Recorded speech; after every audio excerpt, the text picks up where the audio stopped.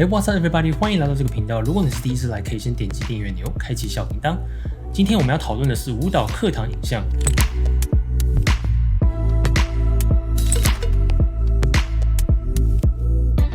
那在这2年呢，其实舞蹈影像是串起来的非常快，不管是作品或是课堂的摄影，都是越来越频繁。因为动态影像对舞蹈这种艺术形式来说，是一个非常好的宣传方式。舞蹈老师可以用这种方式，不只是去做记录，同时还可以分享在 IG 上，为自己打知名度。那如果你有在 follow 这个频道呢，也会在上面看到很多舞者的课堂记录跟作品。当然，现在因为疫情的关系，舞蹈教室没有开放，所以也没有任何实体课程。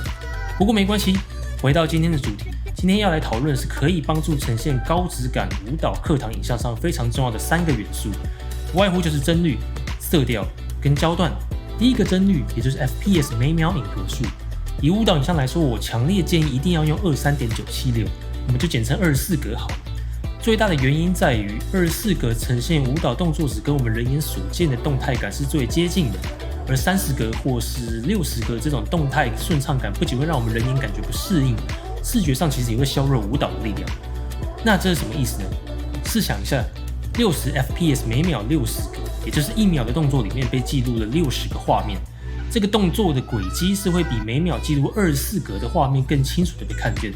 所有的动态模糊在60格里面都会被顺畅化。而当舞者做一个快速且具有爆发力的动作，它的轨迹被清楚的记录下来的时候呢，就观看者的角度而言，会觉得舞者的爆发力好像不够，反而就会削弱了舞蹈的视觉力道。当然，除非今天你有慢动作的画面需求，才会用到比较高的格数。但是不管如何，这边再次强调，最后输出一定要是23.976。第二个重点是色调，那色调其实是比较偏主观的东西，每个人喜欢的色调不一样，每个摄影师的调色风格跟方式也不一样。但是色调在任何类型影片里面其实都是非常重要的一环，因为舒服的色调才可以让观众继续看下去。但正因为它很主观，而且每台相机跟每个环境的灯光条件都不一样，会产出不一样的颜色，所以色调这部分很难去做实质的教学，通常还是要自己去试才会知道。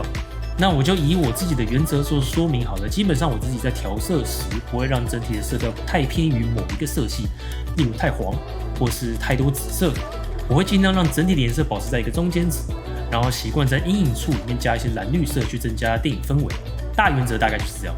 那以课堂来说呢，其实一般舞蹈教室的光线设定对拍摄其实是不太有利的，所以这种拍摄类型，相机的设定跟调色就要拿捏得更精准，不要有太黄、太绿、太紫，或是整体亮度太暗的问题出现。必要时自己备个面光灯增强亮度。最后一个舞蹈课堂影像的重点呢是焦段，我这边自己习惯的焦段约是落在16到24之间，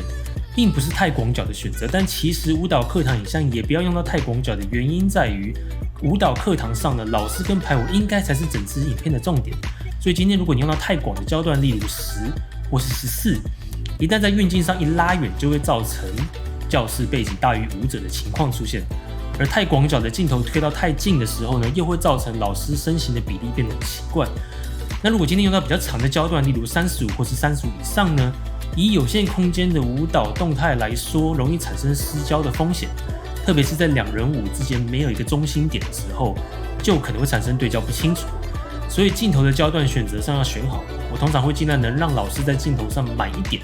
省去背后的空间感。当然，这样的焦段有得必有失，群舞的时候你就又必须有更深更大的空间才能够拍到全身的画面。OK， 以上是今天关于舞蹈课堂以下3个需要注意的重点。当然，不只是课堂，其实这些东西也可以运用在各种类型的影像创作上。希望今天这支影片对你有所帮助。如果还没订阅，按一下订阅按钮。最后1期期间，记得保持身体健康，尽量大家不要外出。感谢收看，那我们下次见。